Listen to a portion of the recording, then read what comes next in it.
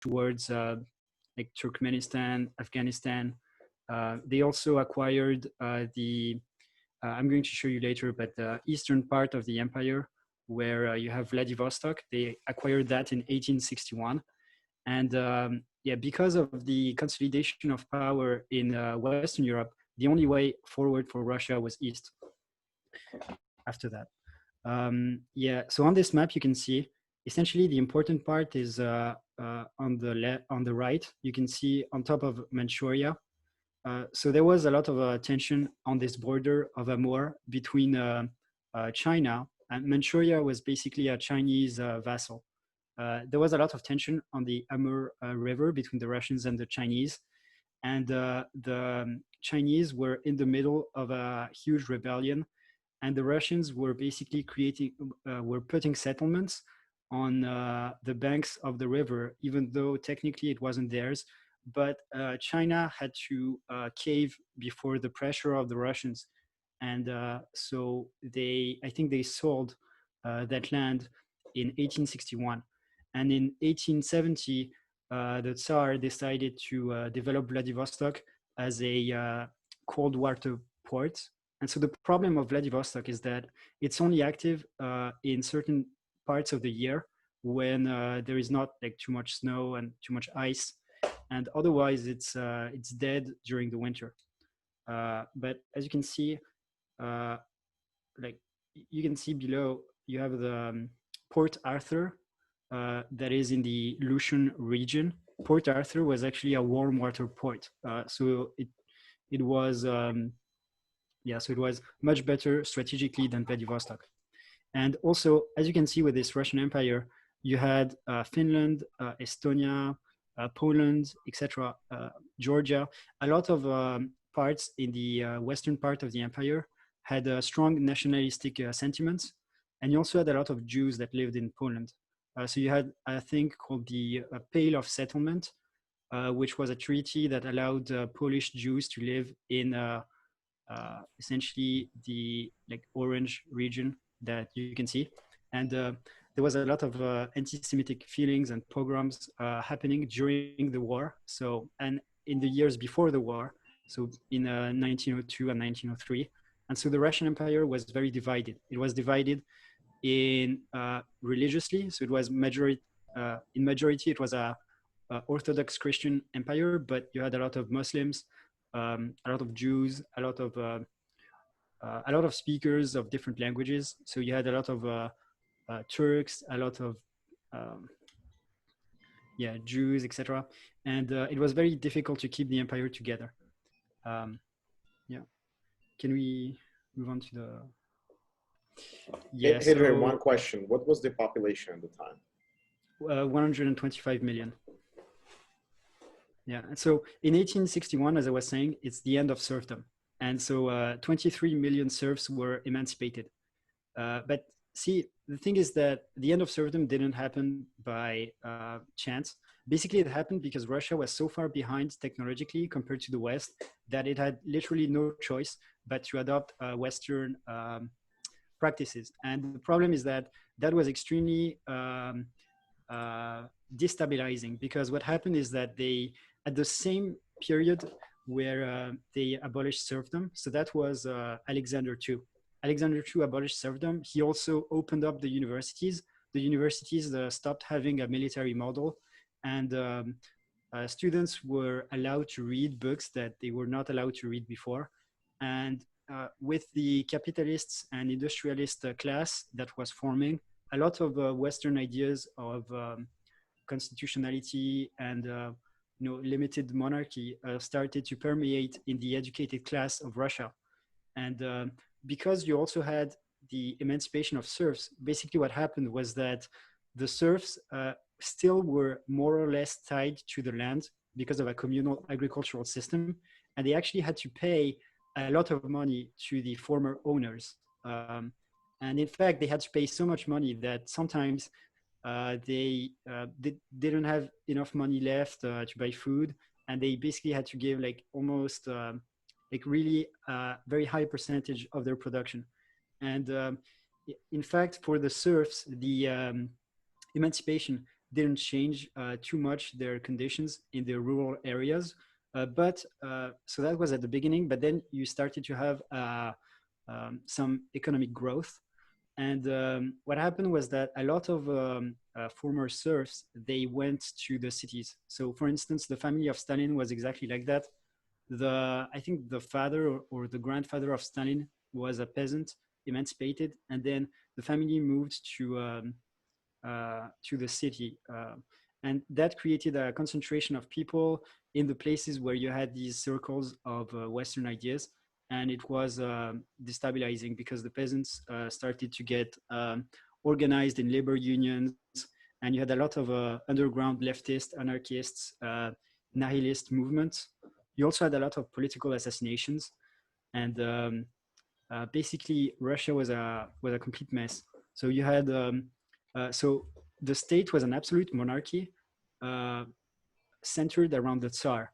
And there was the idea that the Tsar was mandated by God to keep the state going. And so, based on this principle, Nicholas II refused timid reforms that were presented to him by his advisors that ended up being actually much more moderate than the reforms that would follow the 1905 revolution. But he just refused reforms out of this autocratic ideal. And yeah, and so the state was extremely top heavy and spread thin. So what happened was that the aristocrats, so if you look at the political class in England, you would have a lot of lords in parliament, etc. And they had a situation that was more or less stable. So they were able to acquire political connections and political knowledge, etc. And they were able to be a counterpower. But in Russia, that wasn't really the case. In Russia, basically, there was this weird system where very smart and hardworking individuals would get promoted to high posts, um, and they would be given enormous sums of money and favors, etc. But the moment when they stopped being useful, literally their entire family would just be discarded. So you didn't have stability of the upper echelons of society, and it was it was basically full of opportunists. And the top system in the state was very good because you had all of these hardworking people, extremely competent in St. Petersburg. But then the overall state was mismanaged at the local level. And so you had, for instance, in the province of, I think it's Turkmenistan, I read that you had 2 million inhabitants and only 58 administrators in 1900. Yeah, Hadrian, they used to call it Turkestan because of that. Turkestan. Yeah. Yeah. Okay, so they had 58 administrators and 2 translators for 2 million inhabitants. So the serfs, were they of an ethnic group that was different from the upper classes? You mean, were the upper classes of a specific ethnic group? What, compared to the serfs? Yeah, you had a lot of Germans in the upper classes. You had a lot of, a lot of ethnic Russians, but you also had, basically what happened was that the empire was organized in, so for instance, when the empire came to Georgia, what happened was that the Georgians were not they were not the only ethnic group in Georgia. You also had other groups. And what happens was that the Georgians oppressed the other groups for the benefit of the central government in Russia. And they acquired a lot of, titles, prestige, etc. And basically it was kind of like a pyramid of oppression where you had like the Tsar at the top, and then he would give power to a local ethnic group over others. And essentially everyone wanted to move up this ladder, and it was just like a way to control the empire that was pretty cheap, because you could just use local nobles whenever you conquered the land. So Yeah, I think, yeah. sorry, I would just add, yeah, there's not like a distinct serf ethnicity. It's not like a Right. situation where everybody who's a serf is of ethnicity A and the Russian majority is somehow ethnicity B. Serfs can be of any ethnicity in the empire, and Russian citizens and nobles can be from any ethnicity in the empire, but Hadrian is entirely correct that nobles were disproportionately Germans and other, let's say, more Westerner Europeans. Yeah, yeah, yeah. And by the way, there's something that's important. So it's the Zemstvo. So it's basically the creation of some kind of like local council for local government. And that was actually a hotbed of revolutionary ideas because what happened was that this local government politicized a lot of people that were not politicized before. And they saw the difference between the Western constitutional monarchies and the Tsar. And it basically created more and more unrest. And in fact, the calls for reform before the 1905 revolution, they were, calls for increased autonomy and power of these local governments. And essentially, everything stems from this 1861 act of the abolition of serfdom and creation of local governments. Yeah. And also, Russia was held together by an enormous army. They had like 1 million people in the army. And they had like weird, they had like a conscription of children that they stopped after 1861. But before 1861, they would take like 8-year-old kids and they would put them in school and train them to be engineers and officers. And they would take like, essentially children that were orphans and just, and they had 60,000 strong officer corps of these children. And so they stopped the practice, and they also reduced the amount of military service. But so one thing I wasn't really able to understand when I was looking at when I was researching was what was the conscription like. And I saw that they had a conscription of 6 years, and it just seems to me that it doesn't make any sense. Like I don't understand how you can have a 6-year conscription. So yeah, that's something I didn't really understand when I was looking at the documents. I thought it was 25 years. Yeah, me too. I heard 25. A lot of people, 6 years. a lot of groups 9. emigrated because of that. So. Yeah, but I mean, like, I think it's 25 years nominally, but they still needed to have farmers, right? And factory workers, etc. So what does it mean? Like, are you in the army officially for 25 years, but in practice, after 3 years, you go back to your factory? Mm-hmm. Yeah. You mean like a reserve kind of army? Yeah, exactly. Yeah. Just to point out, we do the same thing, or at least we were doing the same thing. You have active time in the U.S. military, and then you have unofficial reserve time. You don't have to show up every week, but you are still on the reserves. I think it was for 6 years, but I don't remember anymore. Okay, yeah. Well, yeah, I mean, the point is that Russia started building like permanent barracks in 1860. So before that, the soldiers would just live in random huts. And, even after the modernization, the Russian army only spent 60% of what the Austrians spent on each soldier, but they had a lot more soldiers. So, yeah, the same strategy of like quantity over quality. Yeah, so with the opening to the West, there was like an introduction of new crops.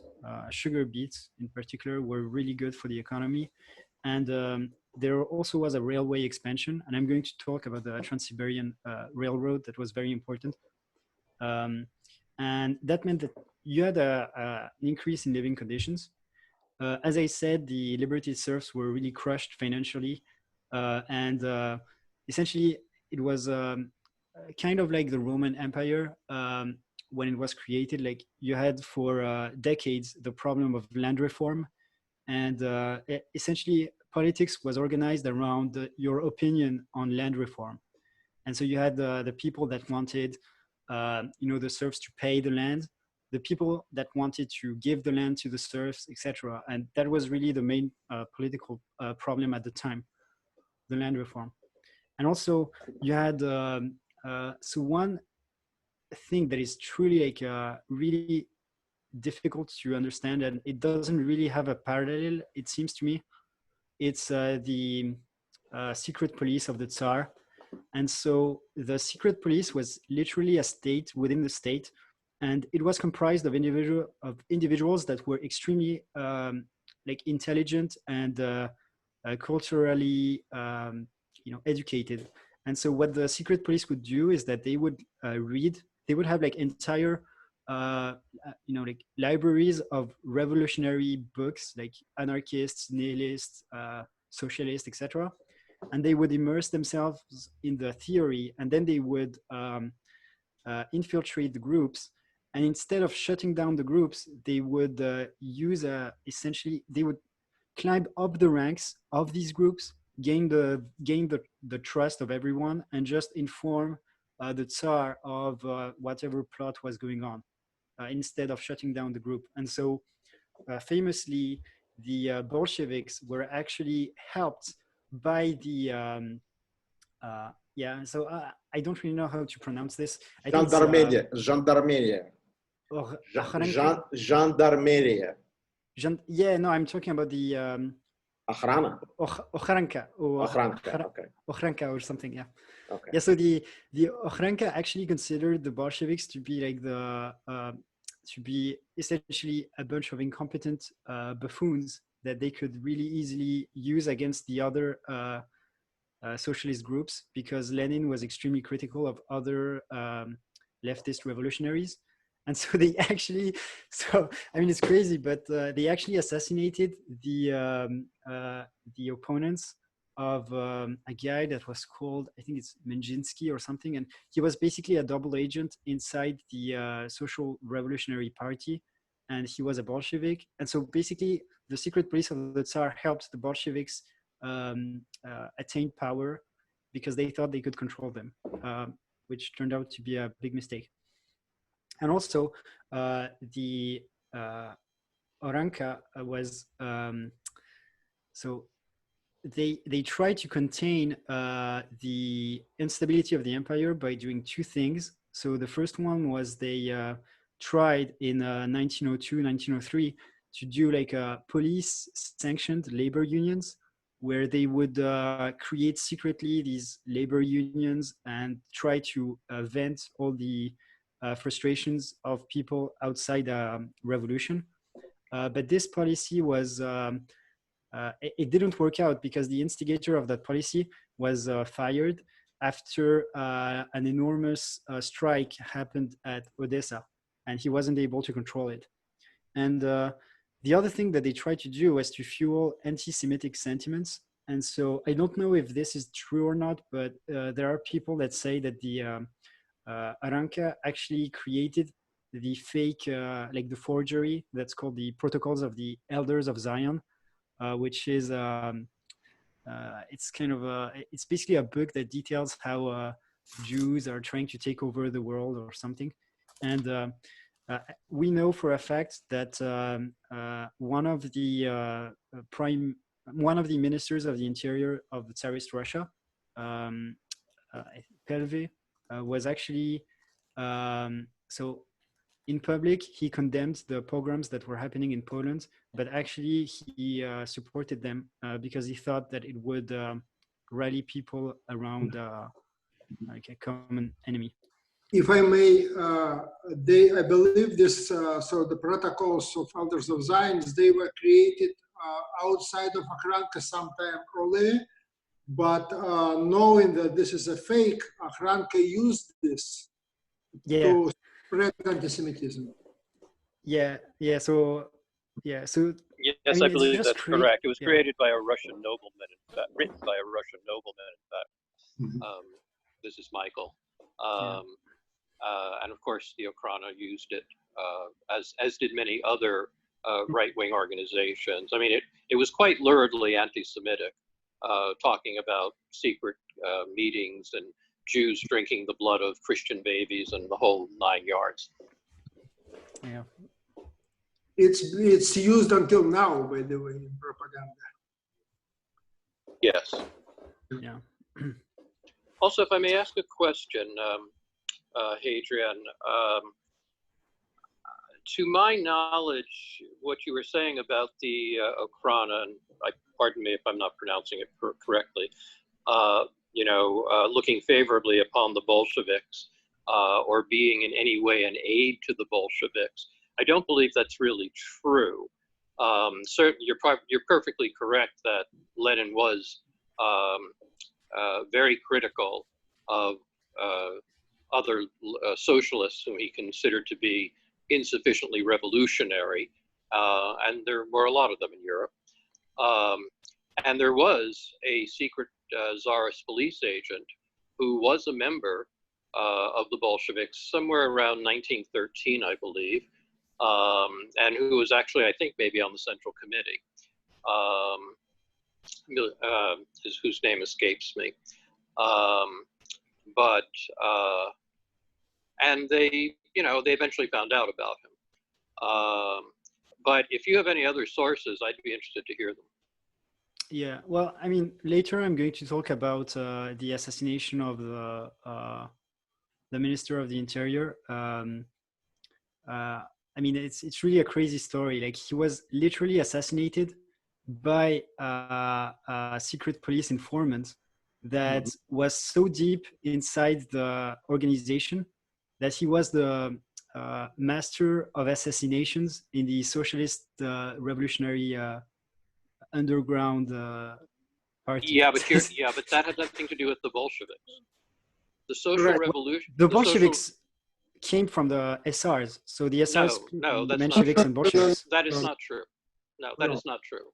No. The Bolsheviks and the Mensheviks were working class parties. They were originally a single working class party, the Russian Social Democratic Labor or Workers' Party. The split occurred in 1903.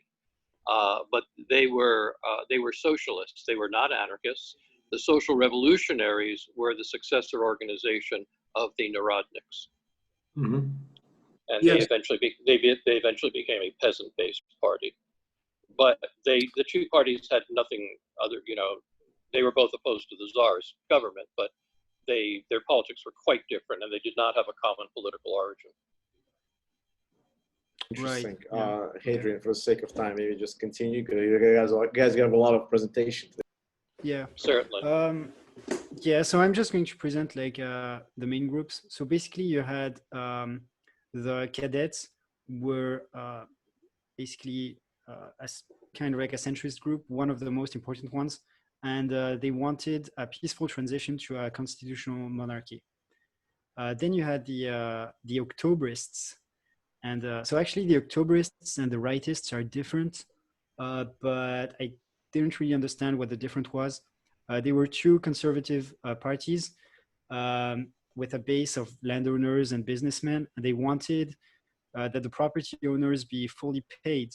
So essentially, it was basically the status quo because that's what was already happening. The serfs were paying like interest on loans that they had taken to buy the land, and yeah, so they supported the autocracy. Then you had the Socialist Revolutionary Party, which basically advocated for just distributing the land for free to the peasants. And yeah, so this is something I read. I don't know. I think it's in the Encyclopedia Britannica. I don't know. Maybe it's a simplification, but yeah. So basically, you had the Mensheviks that were gradualists. So they believed that you could make a transition through labor organizations and being mainstream. And then the Bolsheviks, they believed that a small elite of revolutionary like underground leaders like Trotsky and Lenin, etc., should do like guerrilla fighting and covert operations to bring about a violent revolution. I mean, really, the key notion connection is that the Mensheviks and the Bolsheviks were Marxists. And that's what distinguished them from the social revolutionaries who rejected Marxism and rejected any of the things that were kind of implications of it. Yes. Okay. Yeah. Yeah. So here actually, so this slide is not complete. There's a lot of other people that I'm going to talk about in the next slides. But basically, Count Vito is very important because he was the prime minister of Russia under Nicholas II. Oh yeah, so by the way, Nicholas II was the guy that, so he took over the Tsar Empire. He was the last Tsar. He took over in 1890 after his father died, Alexander III.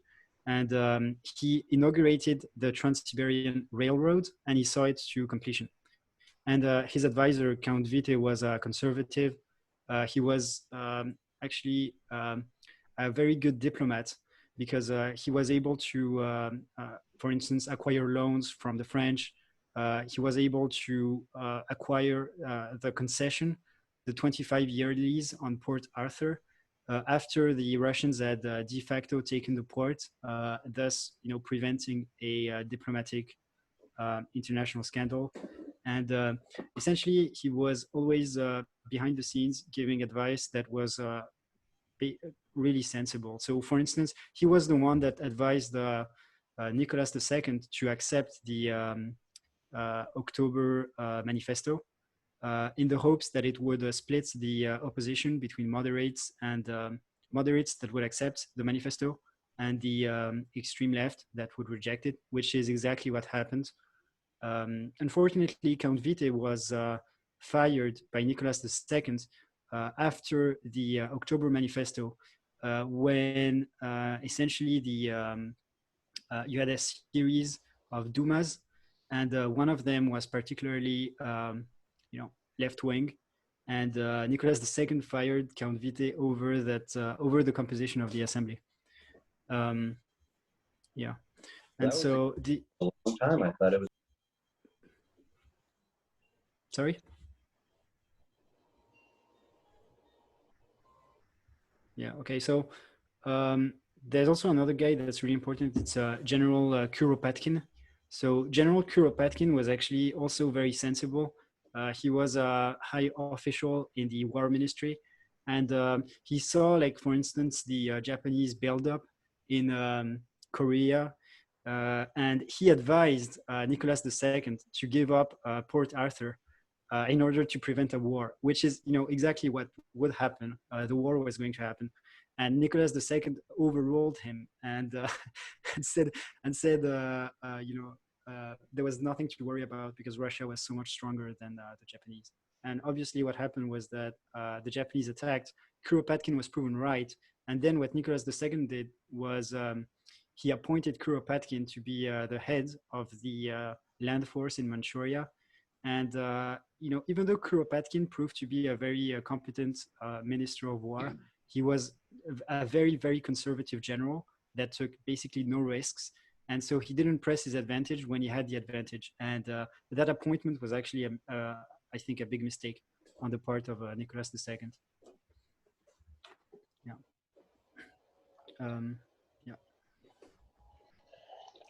Yes, yeah. So this is an image of the Trans-Siberian Railroad in 1904, and yeah. So the Trans-Siberian Railroad is, arguably one of the greatest infrastructure projects of mankind. So it's a railroad that spanned like 6,000 kilometers, 11 time zones, and essentially it almost bankrupted the Russian state. During the construction of the railroad, the payment of the construction was 2/3 of the budget of the Russian government. And, before the building of the railroad. I'm sorry, quick question. Was the English involved in that? Yeah, the Russians did not have the technology at all to build like locomotives, etc. It's the same for their battleships. Basically, all the technology came from the French and the British and the Germans. Yeah. And yeah, so what happened was that before the war, before the building of the Trans-Siberian Railroad, 30%, so in 1880, 30%, 1/3 of the budget of the state was spent on the military. And now they started building the Trans-Siberian Railroad, and it was taking up 2/3 of their entire budget. So they had to cut the budget of the military from 30% to 18%.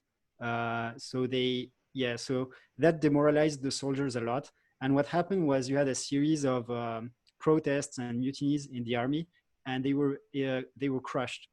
You had over 1,500 protests that were crushed by the army during that time.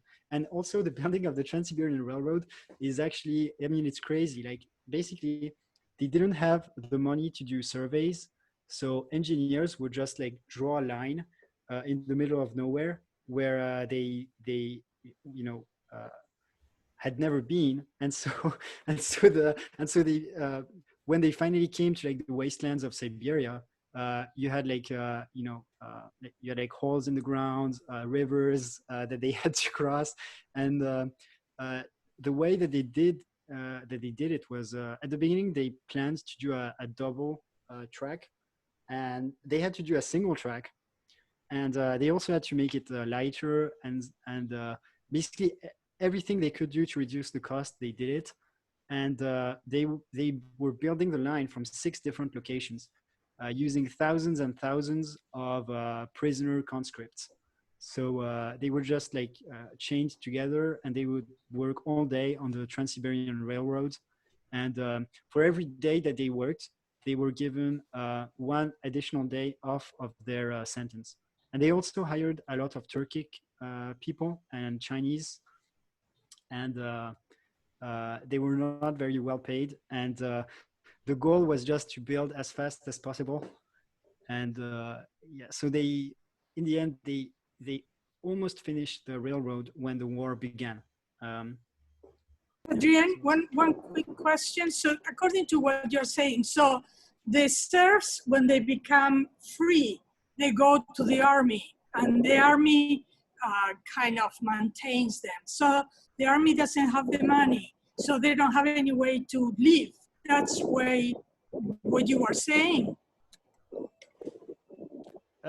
I mean, I don't know if everyone went to the army or not, because Russia only had an army of 1 million people, right? So they had 125 million inhabitants and 1 million people in the army. So it's not possible that there was like universal conscription, right? Only a small fraction of people were conscripted. In comparison to the World War II, Russian army was in the beginning of the war was around 5 million. So yeah, 1/5. Yeah. Also, what I read was that the elders of the village sometimes they would threaten troublemakers with conscription. So they would say, if you don't behave, you're going to get conscripted in the army for 25 years. Yeah. Adrian, this is very important. How long did it take to go from St. Petersburg all the way to Vladivostok? What was the time?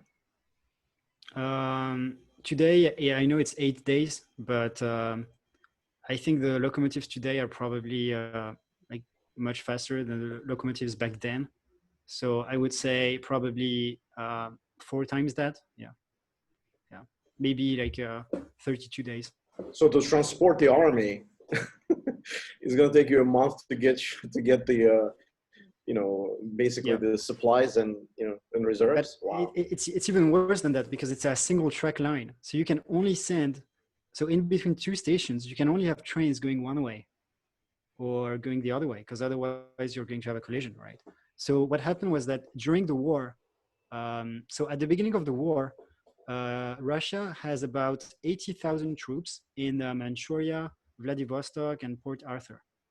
But they have 1 million total troops. And so, on paper, using the Trans-Siberian Rail line, they are much stronger than the Japanese that only have 250,000 troops. They only have 270,000 troops plus 200,000 reserves, right? But the problem is that the railroad is actually so slow that the railroad can only transport 1,000 soldiers to the front per day. So to transport the entire army would take 3 years. So it's yeah, so it's not a very good railroad, you know. Yeah, and by the way, here you can see the tracks like in Manchuria. You can see when each section was built. So yeah, in 1916, they decided not to go through Manchuria, but that was after they lost Manchuria to the Japanese during the Russo-Japanese War. So at the beginning of the Russo-Japanese War, the rail, instead of going around inside the Russian lands, it goes through Manchuria, which was supposedly like a kind of like a vassal of China, and nominally the section of the railroad that was in Manchuria was actually a Chinese company, but in practice, everyone in the management was Russian, and you also had like Russian soldiers guarding the line. And as you can see, the section of the railway that was connecting the Trans-Siberian Railroad to China, no, to Port Arthur, was built in 1905. And so it was almost built when the war broke out.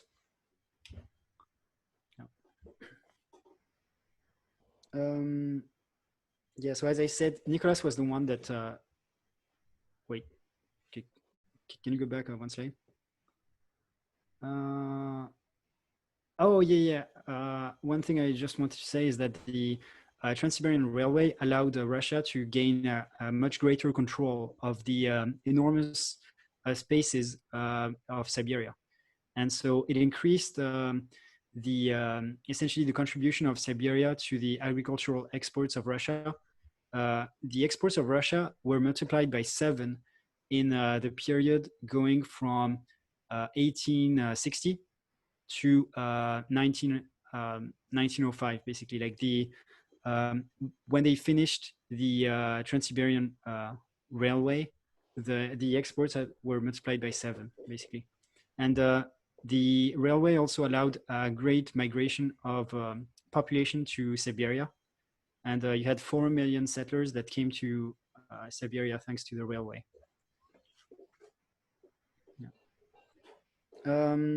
Yeah. So what happens with the Russian army is that, so they have a big defeat in 1856 in the Crimean War. Then they decide to do reforms. As I said, they reduce the compulsory military service. They create, they give elementary education to the people that are drafted, and they build permanent barracks. They have to diminish the army budget as they are building the railroad, because otherwise the state would go bankrupt. They have to repress a lot of revolts, protests in the army, which reduces the morale of the army. Then in 1900, basically what happened was that China was being humiliated by all the Occidental powers. Like all the Western powers wanted a part of China. Germany basically captured a city that was, I mean, I'm going to show it later on the map, but it was basically just in front of Port Arthur. And they asked for the support of Russia on their claim. And you also had, obviously, the British and the French. And they extracted a lot of commercial concessions from China. And so you had Imperial Chinese-sponsored rebellion called the Boxer Rebellion, during which the international legations, so the embassies in Peking, were attacked by an enormous Chinese army. And essentially all the Western powers went together with a joint army to crush the Chinese. And so you had Russians and Japanese fighting side to side during the Boxer Rebellion. And at the end of the Boxer Rebellion, Russia decided to put around 100,000 troops in Manchuria to protect the railroad. And these troops were only supposed to be here for 3 years. So by treaty, the troops were supposed to leave in 1903. But what happened in 1903 was that Russia didn't care about the treaty it had signed, and the 100,000 troops stayed. So that created a lot of unrest in the Russian universities. And also Japan saw that as a threat, because Japan wanted to expand into Korea. And, if you want to expand into Korea and you have 100,000 Russian soldiers just at the border, of Korea, it's really menacing. Yeah, Hadrian, I don't so know if you're going to notice, if you're going to mention that, but one of the reasons China gave the land for rent, so to speak, is because of the fact that Russia loaned money to Chinese because they didn't have any money to pay after they lost the war to Japan. China lost war to Japan. They yeah, loaned. actually, yeah, you're right, but there's more to it. So what happened was that Port Arthur was supposed to be gained by the Japanese after the Sino-Japanese War, because essentially the Sino-Japanese War was also amazing, by the way, because China won. Wait, Hadrian, I'm going to cover this from the Japanese side. So okay, yeah, so we'll get there. Yeah, I mean, I just want to say that the fact that the Chinese had to pay enormous indemnities was actually due to the political efforts of Russia, because Russia decided to change the peace treaty between Japan and China, so that Japan would take less land, but would receive more money from China. And China didn't have the money to pay for it, so Russia gave a loan to China to pay the indemnity. And in exchange, Russia gained a lot of influence over the Manchuria region, and so they expanded their army. And the calculation of the Japanese at the beginning of the war was really, will the Trans-Siberian Railroad be enough to bring the Western troops to the theater? So so these are the weapons of the war. Essentially, they were repeating bolt action rifles, like in World War I. And basically, there wasn't much of a difference between the technology level on both sides. And these repeating bolt action rifles were completely ridiculous in terms of firepower compared to the machine guns that they had access to. So the engineers at the time did not know how to do a fully automatic rifle that was not too heavy to carry for an infantryman. And so they had machine guns that were fully automatic, but they were only confined to like fortifications. And so, for instance, Fort Arthur was fortified with barbed wires and machine guns. And it was really a slaughter of Japanese troops. Like if you're armed with a bolt action rifle and you try to attack a machine gun nest, it's going to go really poorly for you. So neither side had an advantage in small arms. So the Russian Navy. Russia had a very strong presence in the Baltic and Black Sea, even though most of its battleships were outdated. And so Russia was able to build its own battleships, and it had more battleships than Japan. Japan was able to capture a battleship from China during the Sino-Japanese War, despite not having any battleship at the beginning of the war, showing that the Japanese had a very good admiralty.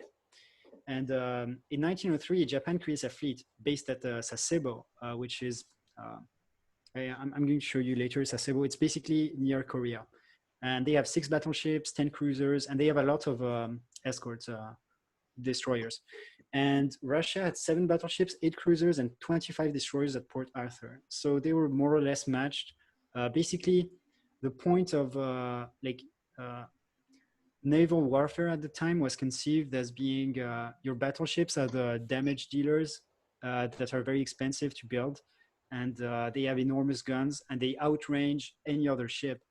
And then in front of your battleships, you put screens, like you put the destroyers and the cruisers, and they are supposed to absorb hits while your battleships do the damage.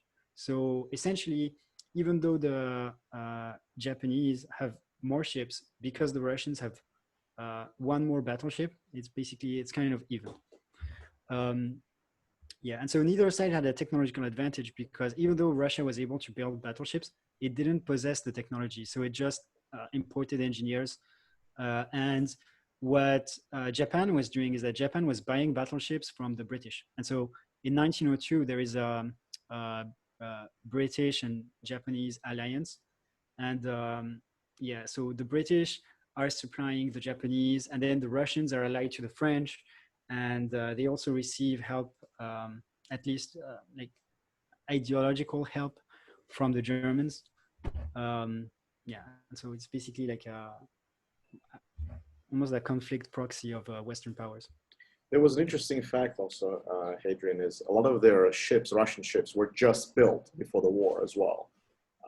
And also their Black Sea fleet was not able to help because of the fact that it's trapped in Dardanelles and they can't help. So therefore they have to only utilize, in the Baltic Sea, obviously, you know, it took them so long to come. But then you'd say they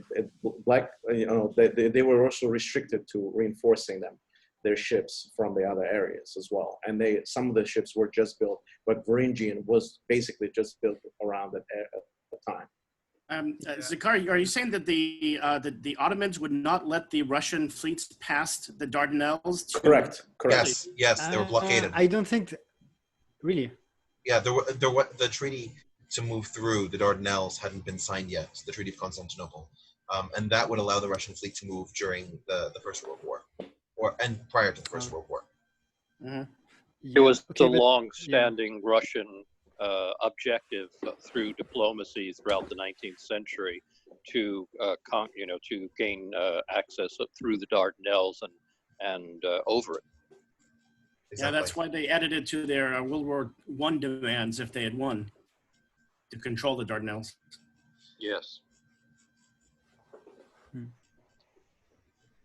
Yeah. And the one last thing that Hayden has here, which is this is about the war design, the last one. And consider what would be an advantage.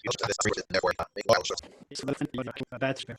So the Chinese side, really is able to revolute ancestors as early as 1830. Japan open and it resulted in able or unable to enter the old ways, especially those in islands.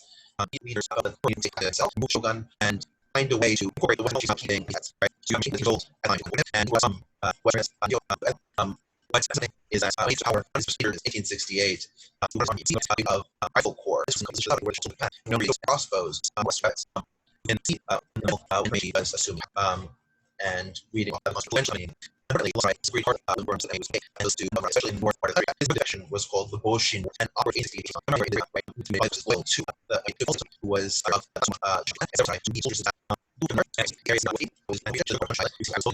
the remaining was to four over the year their own but the samurai who were living in power. That issue was actually that chance under period. So we will take this one whether or not he was very much the reason for him to create a list of that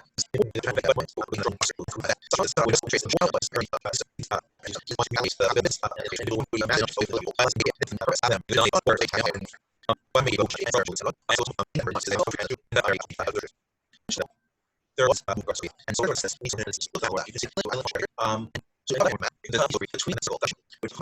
the island had been before Lena, the Empire that's actually in part of the Seoul clan, the clan, when it was in and then others retreated with the name of course actually this meant to go to Korea. But our DCS wouldn't work, so instead left to the Korean and was the American for itself. There's only 3 Chinese emperor, and emperors were died the emperor only served as a for this reason. The emperor was so insane attacked the Japanese base and went to the shore and gunboat diplomacy 20 years later. And which you see there. Sorry, quick question. Sure. What was Japan's own Korea? What was in Korea that for Japan was the ultimate they want to conquer? Sure, there are reasons why it was Chinese. The first one was the physical. They're in place on Earth closer to Japan. And so there had been a long and historical tradition of Japan and Korea.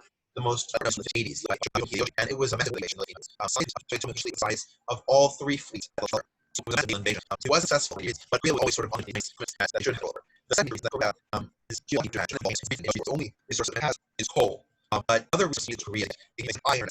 So take Korea would allow Japan to with as Saigo took a more to conflicts. So then suddenly there were powers so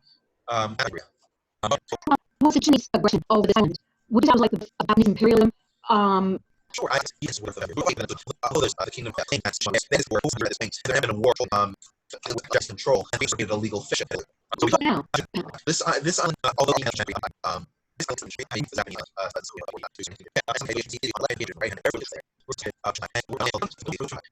was becoming a Western no longer is Mazu flag on the side you have sword carriers and you have riflemen. He had a large fort that used very poorly designed. This movie, although admittedly the story was replacement of China and the more present and the crew increasing Germany has a more suspicious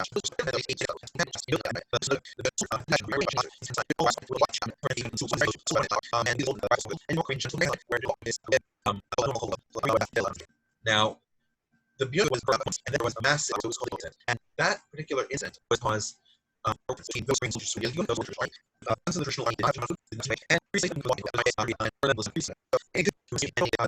so they this led to an increasing and the Korean government increasingly siding with Russia.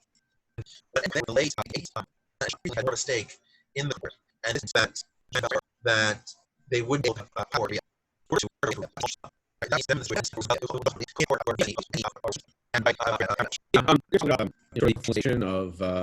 the Japanese forces. There's a famous individual named Jacob Meckel, who so I do think there's a sin of where he brings in modern Russian approaches to warfare to the Japanese and this more modernized sort of framework of administration training. Obviously, the split shot benefit and started applying forward to the 90s and 2000s.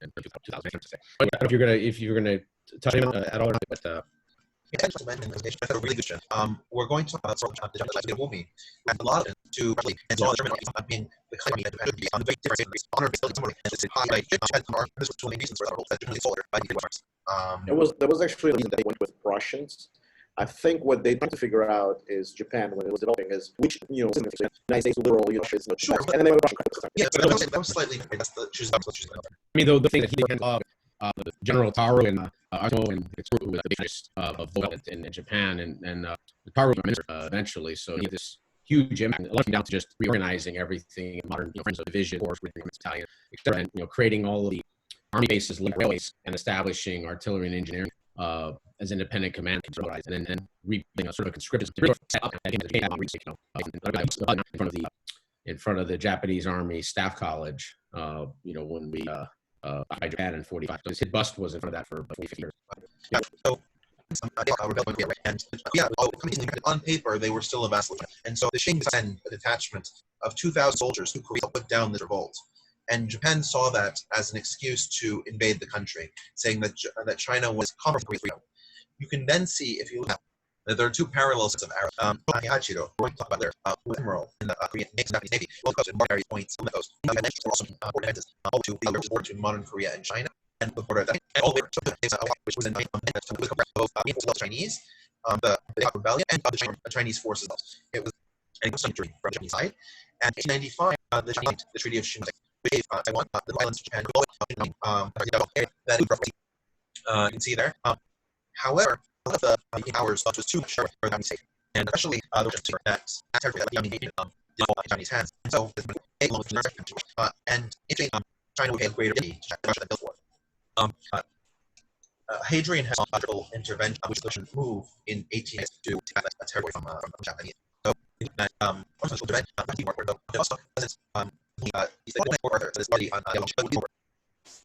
and this is the battle of 1904. You can see the main railroad runs straight downward. One of the main changes there was still as whether or not they follow now that they had under the treaty. In addition to giving all the independent as faith in alliance, since the Russians will land right here, and the southern so this change is very real. Queen Yellow, Queen Min, but and they send literally just cut her head off. As a whole, you can see a modern in Korea. She's a modern again, and a left-hand side you can see herself, which is life. made it no longer within Korea, so side with Russia. Mostly Russia had no independence. On the top right, and the lower one tower still standing. So only that one tower. You see on that side, Gojong stayed in, and you saw this picture. It's a very scary time for the Korean between 1995 the agitation. That new tower in fear anymore was built as a modern and they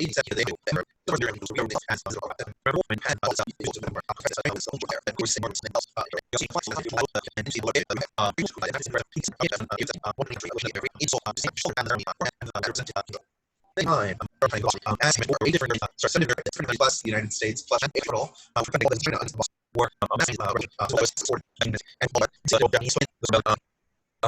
Japanese soldiers advanced Chinese so far.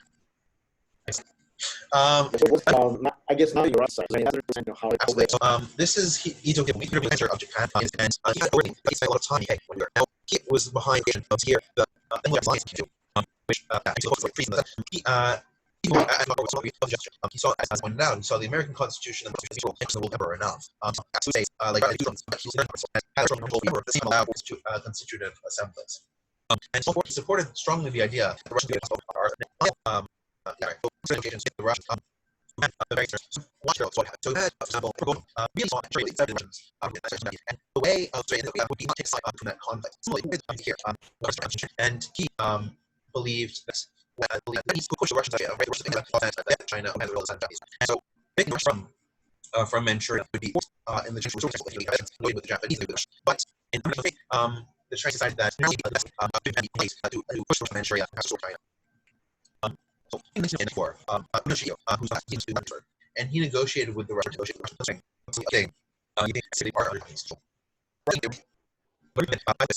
Was arguments about the role this area and Russia in Russia after that period of war.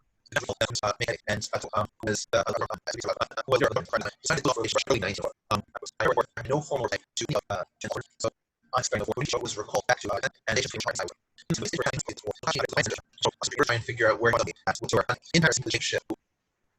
I wasn't playing much about my relationship. No, I'm sorry. I don't know the relationship with the Empire.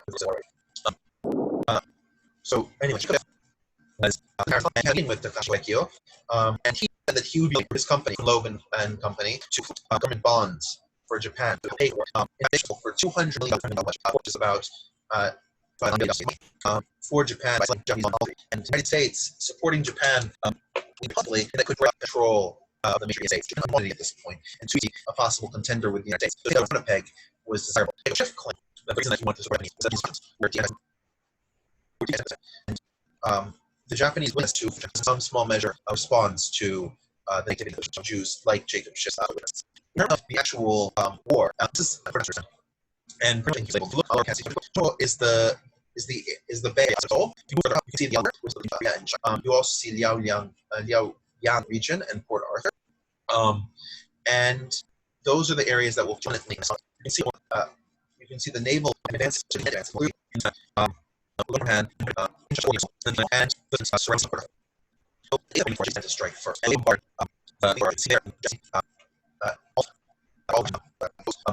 Explosive by Japanese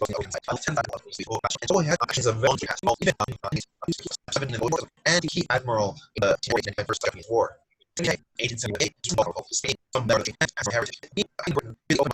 and the studying of foreign naval sciences. And he continued to serve in the Japanese Navy. He also and the March of the Japanese War was as an advisor explained to Emperor.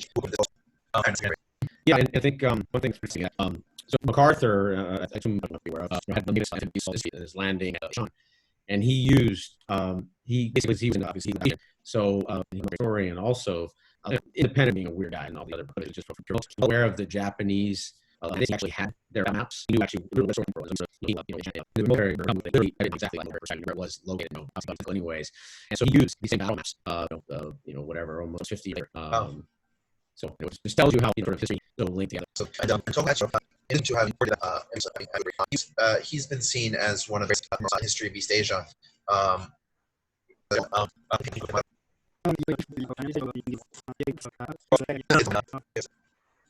Is the map or? China map of China. Yeah. So what I want to really driven, Russia did not want Arthur at the beginning. Okay. Basically, but then what happens is that in 1890, Germany recognize its claim, and it's and then the second thing you can get China for no political. Why? They give Arthur back the from the east. So you have Count Witte, the writer, who tells the Tsar that it's a bad idea to take this thing to provoke. And Nicholas does it anyway. And he takes it de facto, and then goes to they go east for 5 years. It was and the first thing that the do is like, that's why it's called Port Arthur and not Dalin War. So because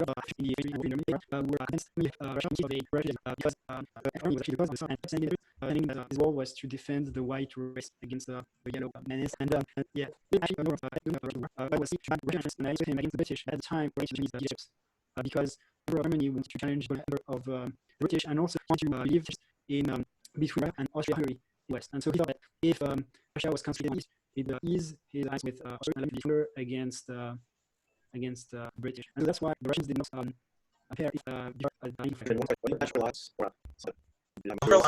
Kuril Island is but it's just Southern negotiations will change naturally. I was going to mention Sakhalin as a side point, but it's not.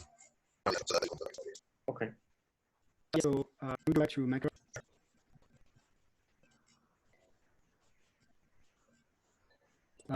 So they say, we're supposed to go, so good, because they basically see themselves as Germany, and they think there's no way that Japan is going to be the of to attack the command of Germany, when in fact they are not like German at all.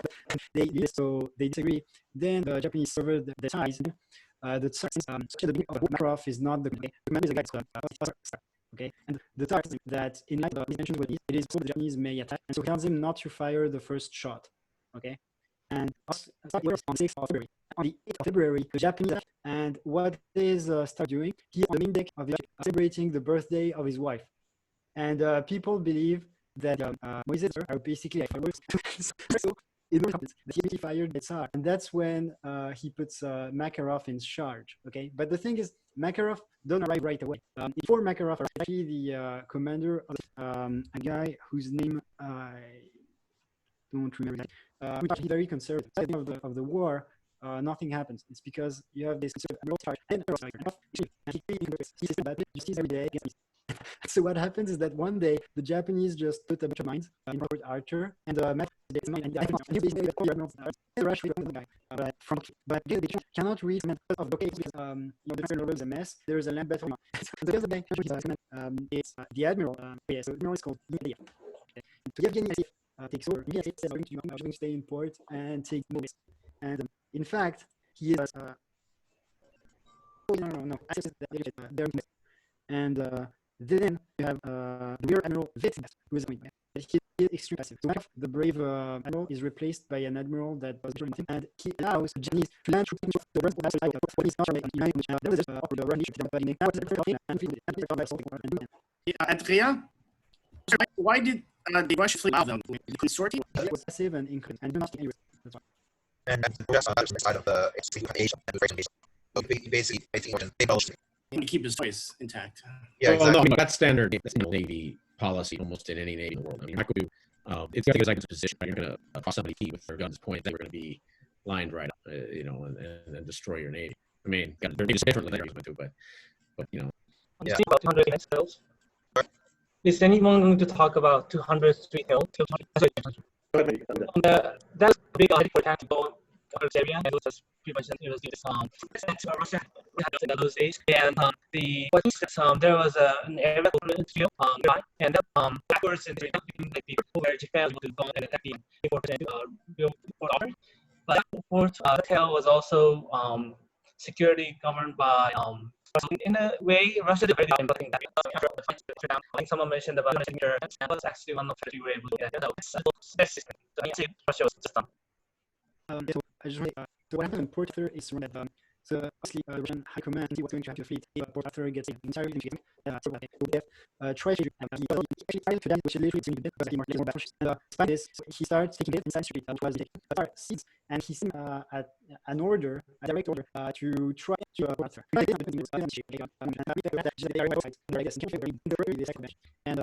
then that Japanese I think it's in so we're going to fired upon by Germany and he could escape because of the blockade. And yeah, so just they almost so what happened? Yeah, and obviously, so this in nationally that prevents ships from reaching okay, so what Russia has to do at an enormous expense is actually coalers that carry coal, and so I'm not able to through the Suez Canal. So they have another.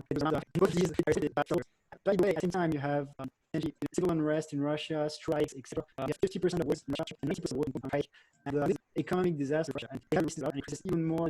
And start to surrender. If you look at Russia has 1 group and Japan has 250,000. So the reasoning of the high command is simply, even if you loses all the battles, Japan is going to be troops and Japan is going to have to surrender just because they don't have manpower to stay around. So this is actually, but actually the civil war in Russia is made worse by the Japanese war. This is not what happened. And yeah, so basically they want to support peace, and the leverage that the peace and so what's the landfall? We have after months of the war, they are the board measure and says success. Many deaths relatively out of 2,000 is 1,000 but Russia was in position and full measure and the bill that he created here was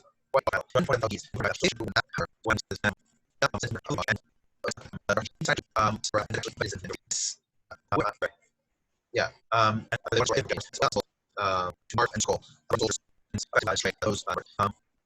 however, the Japanese they were tied on world Japanese as Russia river and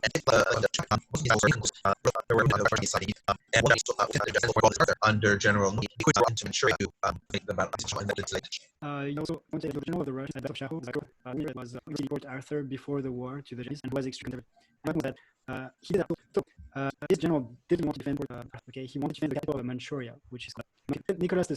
You had Archer, and you had Vladivostok that dominated the Japanese, and you all had sorties from the fleet in Port Arthur, and both happened at the same time as the Battle of Shaho. Historians say that if Kuropatkin had pressed his advantage, he could have been assessed street the river battle. The battle had some of the Russian was been and yeah, it would be a big technical mistake. Yeah, exactly.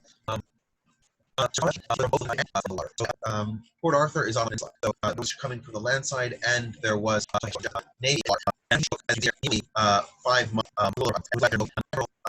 finally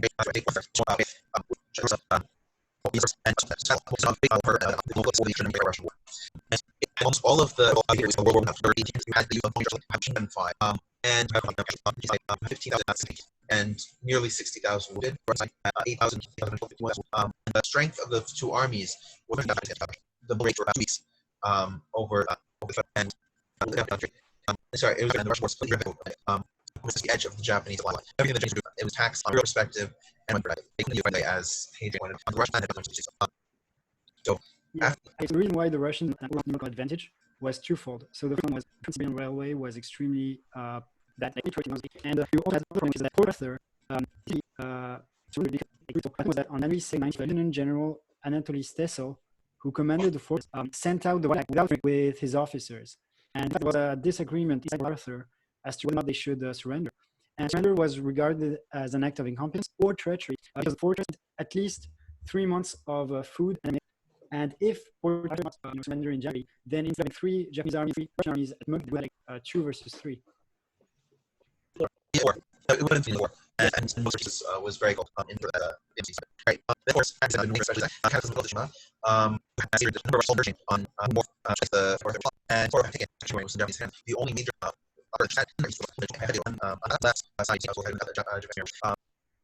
was able to have to pass this much land, and so he was in a position to intercept. It was the destroyed 2 Russian boats that came, and so the only boats would escape damaging to the Russian. How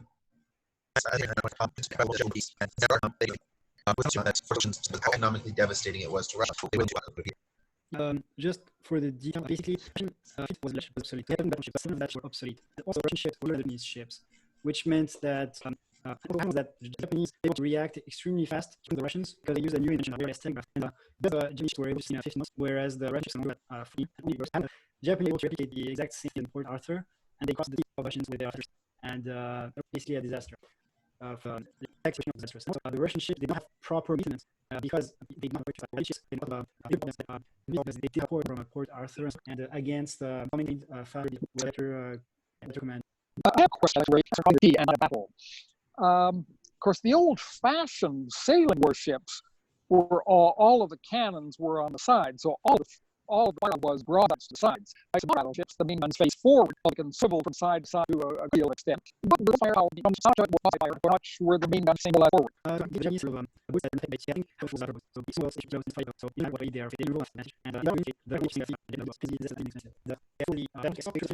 the time, they did have like big guns in front, but I also saw battleships that had big guns and then behind. So basically, the secondary gun behind the stack would be able to fire in the forward position.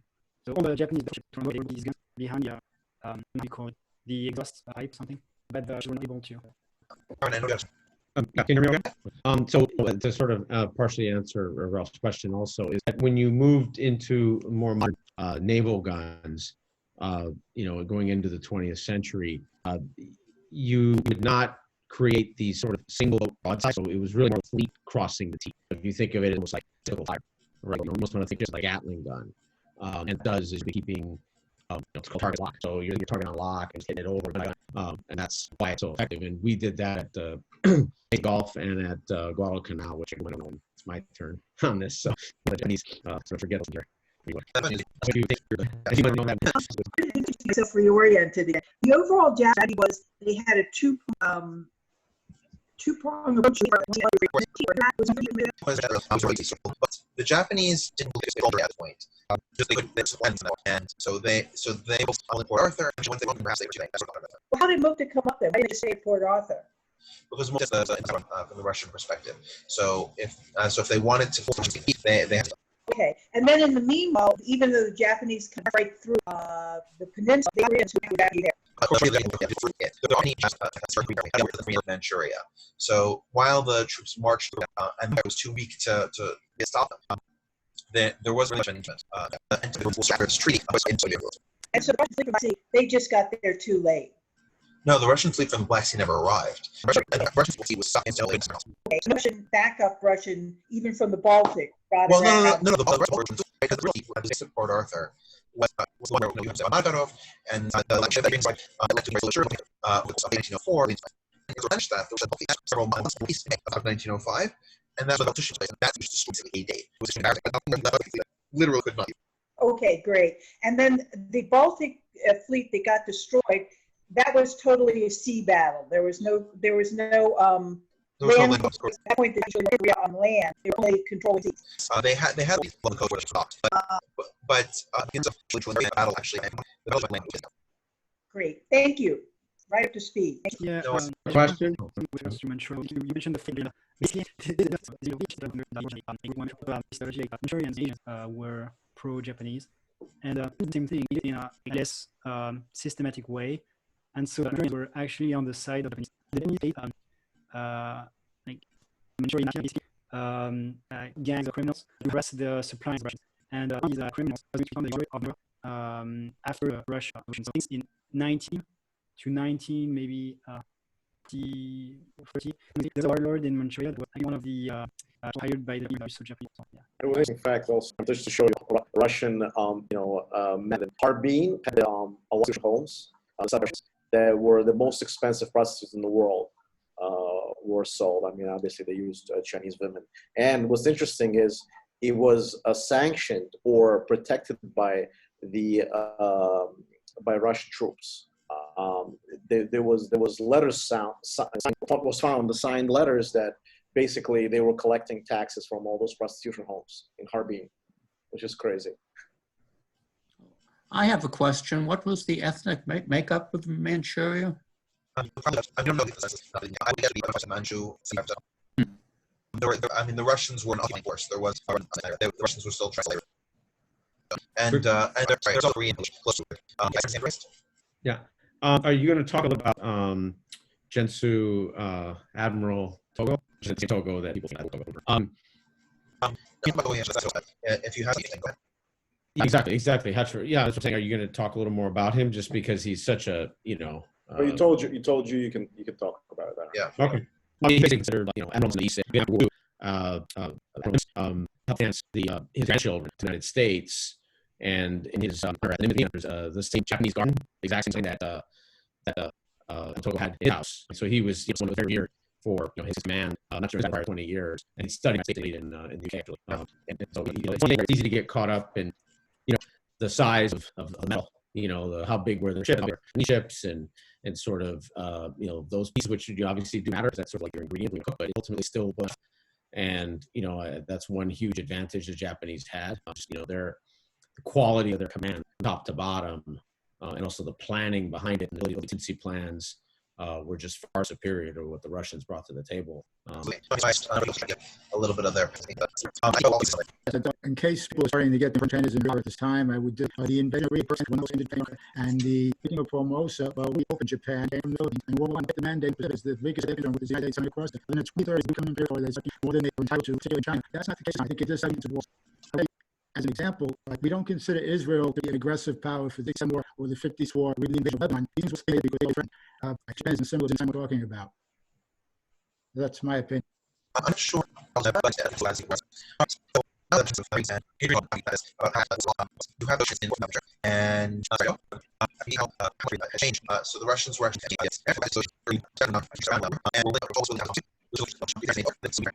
was that it was and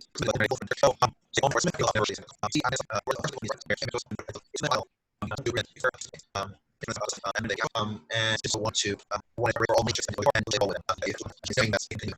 all agreed that they would be willing to waive the now you see here that and Japanese the other so for this including and I'm just going to go through what happened in the last years. Okay, so you have in 1902, you have the conservative Minister of the Interior, Dmitry Sipiagin, who is assassinated by a socialist revolutionary inside the Mariinsky Palace. So literally inside the Imperial Palace, he is killed by a socialist revolutionary. Okay, so then he gets replaced in 1902 by another Minister of the Interior, von Plehve. So he's part of the German caste of high officials in Russia, and he actually starts secret talks with the Turks to be able to resettle the Polish Jews in Palestine. And Plehve is also assassinated in 1 year. So basically in 2 years, you have two Ministers of the Interiors that get assassinated. And then you have another one whose name is Sviatopolk Mirski, who is this time a liberal. So he is in favor of reforms. He attempts a very moderate reform. And the plan was much less radical than what would happen in the October Manifesto in 1905. But in December 1904, which is when he proposes the plan, it's considered ultra radical and is dismissed by the Tsar. Also, so in parallel, you have in between 1901 and 1903, you have Sergei Zubatov, who is the essentially the guy in charge of the secret police, who attempted state-sponsored labor unions in order to prevent a revolution. And Plehve, who was the conservative minister who wanted to resettle the Jews, fired Zubatov in August 1903 because of a strike that erupted in Odessa. Okay, and now just to give you an idea, of the essentially the incredible extent of the chaos in Russia, I'm going to talk about this guy whose name is Yevno Azev. Okay, so Yevno Azev was a, I think, yeah, so Yevno Azev was actually an agent of the secret police. Okay, so he was paid by the Russian government. Okay, and he decided to kill Pleve, who was the minister of the interior that wanted to resettle the Jews, and fired the minister of the police. He decided not to tell him that he assassinated the socialist revolutionary in which Yevno was okay, so Yevno was responsible of the socialist revolutionary, and he killed the leader of the interior, which is actually right. So an assassin basically gets completely blown to bits. And so why did he do it, right? So we think that it's because he was against the perceived anti-Semitism of Pleve. So basically, the secret police was like a state within the state, and they were conducting political assassinations with their secret agents, and they were killing other government officials. So, and they were killing their own masters. I mean, it's really and this was going on not just in the socialist revolutionaries, but also in all the other groups that were carrying out assassinations. So you had, for instance, Alexander II was killed by a member of a nihilist anarchist group, which is not the same as the socialist revolutionaries. And so you had all of these terrorist groups killing people left and right. In fact, in just the 1 year following the Treaty of Portsmouth, you had 4,000 political assassinations. So basically, governors, ministers, police members, high-ranking people were being assassinated the moment that they were sent somewhere. And I'm going to give you like there are like two incredible examples, okay? So the first one is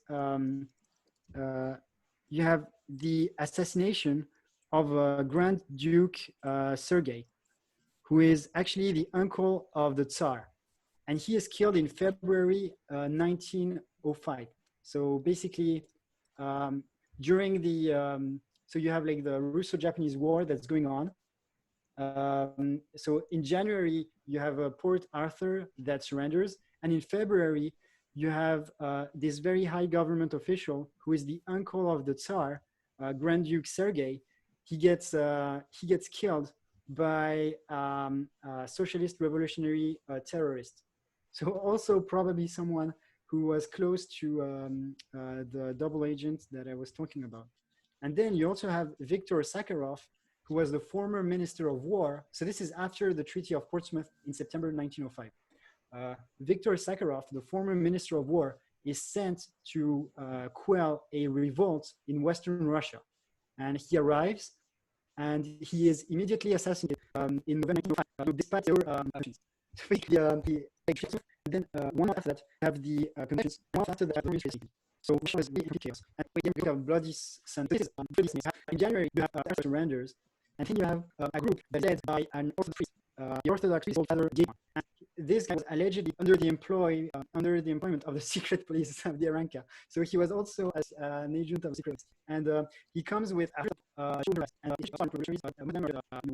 people that want moderate social reform. So they want ways, shorter hours, basically they don't want to destroy the system of concessions. And many of them carry portraits of the Tsar, and they're singing the Russian national anthem. And I believe that the problems of Russia come not the second, but from the corrupt clique of politicians around. I believe that they can be everything to be better. Okay, so they don't want to one day, because once the imperial family is evacuated, basically a French revolution. They're evacuated, and about 100 people in front of them, the police decides to open fire, and they kill roughly people.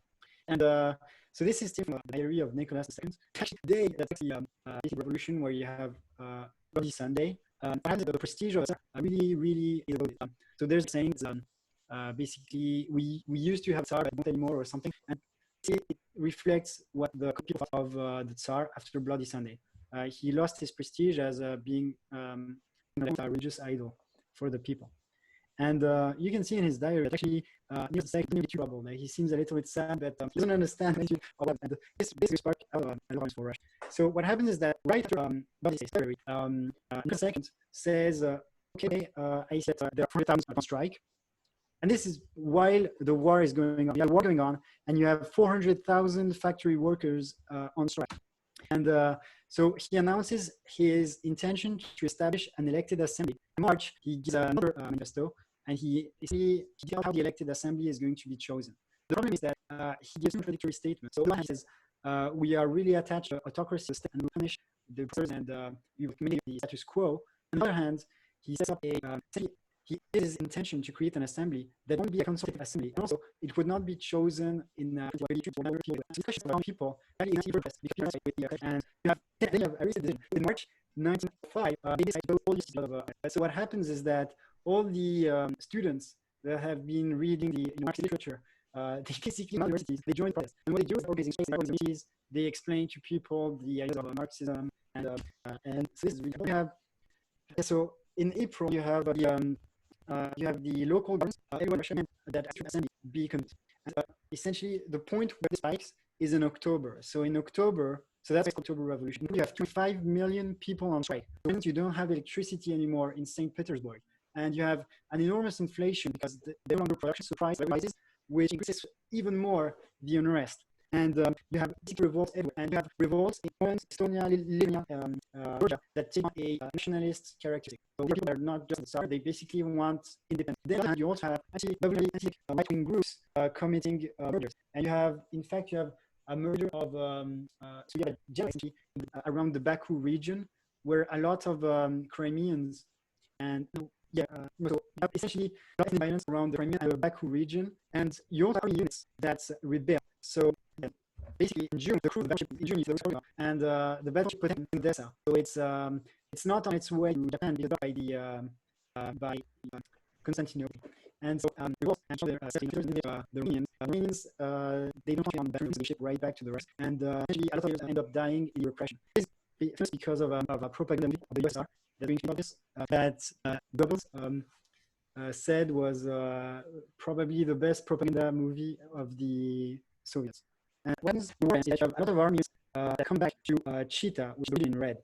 And so actually, at the time, the Trans-Siberian Railroad went through the heart of Manchuria into Chita, was actually the last in Russia where you had the Trans-Siberian Railroad before it rejoined Vladivostok. Okay? And then went to Manchuria and then Vladivostok. And so you had all of these veterans of the Trans-Siberian War that were they came to Chita and they basically declared their independence. So they declared the republic. And the thing was that this was dressed in blood. So even though you had all sides where the majority of the army was still behind, and so you had military power to keep control. And what he did was he sent a special expedition to Chita, and it is said that in charge of the expedition, he captured the leaders of Chita, and he strapped them to a train, and they go through every station, and at every station they saw their currents being I mean, it's really crazy what's going on. And then so in October, you have the conservative minister Vite, who tells Nicholas that there's a voice, but you essentially promise substantial reforms towards a constitutional monarchy. And Nicholas II does it, and they split the opposition and the extremists that reject them. And that's what that is created is actually any and the first constitutional monarchy. In October 1905, you have the establishment of Petersburg. So that is the government, and you have Soviets that appear in any major city. And the Soviets revolts, they make barricades, and there is fighting in the streets. And the fighting ended when the military brings artillery inside Moscow and shoots at the barricades. And so basically, you have a violent repression in Moscow. One thing that I don't want to understand, I think is amazing. The people that were arrested, like Trotsky, was not the Tsar, it was the exile. And basically, at the same time, you also have and you have a lot of essentially dissidents that later in Russia becomes the USSR, who simply outright. Under the Tsarist regime, they are either to foreign countries in which are eventually spied upon by the secret police, or they died inside Russia, usually in Syria. And so obviously, these remain they are the people who write the 1870 revolution. Oh. It was Hadrian. It's amazing. You guys, it's crazy. So good. No, basically, yeah. I mean, just a little personal sidebar. So my grandfather came over for pilgrims in 95, like that year. At this time frame, I would say it was November, October, November 05. I came to, I forgot how they crossed northern parts of Europe, and then they go to how sailed over, and they weren't allowed here, and they went up the Central all the way through Chicago, where they sailed, and that's when they, but so, just this huge wave moved out of Russia that, it was a disruption that almost like was 12, 13 years later. It still had a huge impact on how complicated it was. Right. Go ahead. I want a question about money. Bill mentioned that the Japanese were trying to run it, but getting too expensive. So when they came to Portsmouth, they didn't come, even though they had all the military victories. There was a weakness there. Who had been financing them? I covered Jacob Schiff, and he was responsible for 50% of the war. It was most of the European powers were reluctant to give the Japanese loans. One, they saw it as uninvestable. They thought the Japanese would simply lose. They just the second one was a racial one. Americans in that Japanese could be successful. They were people. There was no way that they could a white attitude. Is that sort of? Yeah. So at some point, Schiff basically signaled to the king. Gave them as much more to do that making and to raise that because you had 50,000 there were 207,000 people. They couldn't really to lose money. I know you want to finish up. Was there evidence of Western European money kind of stirring all the Russian mess? First, wasn't the sole, the whole Tsarist regime. But was there any Japanese money going into stirring up Russian mess? There's details about the Japanese-Jewish relation, but there wasn't anything like years ago. Great, thank you. Okay, so in the general sense that this was a humiliation. The Portsmouth Treaty is promulgated. It's for 2 days. Things were burned down. You had a period in which Japanese began to riot several times for the creation of the authoritarian government in the 1930s. On the right-hand side, though, the Japanese did have a lot of reverence for Tokugawa Hachiro, who returned to Japan to Korea for a while. The beginning of the colonization of Korea, which was he was given fanfare and welcome, given his very role.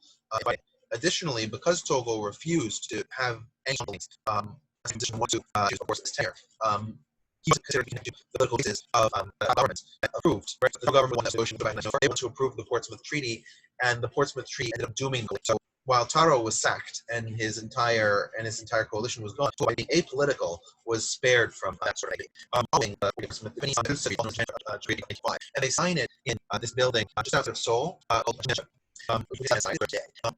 This treaty made Korea a protector of China and previously had the empire. Right has been and supporting China's insult that would begin the treaty sent a letter to seven different European leaders to prove that he had signed the trust, but none of them. In 1965, which discontinued and illegal the treaty when as allowed after Korean independence in 1960. But this period in the 40 years of Korea is a very sore point. Interesting thing about the Japanese that they were very similar to what the said. One of the ways that the so Russian soldiers were able to relatively well in the camp, and soldiers drafted against their will army were all the Jews, and they were elite among that they valued education. And so Joseph Dumbledore he did which you can see and science despite the fact that are reduced to prey, materials, have non-bread after the war, to inventory Palestine, and that's the to be in 20. But because of the but became one of the where he's in Korea. In other words, he was one of the Jewish in British Army War I. Absolutely. He was also with Jabotinsky, who in one of the Jabotinsky celebration. He died of heart failure several years ago in United States, but he is considered one of the founders. Absolutely.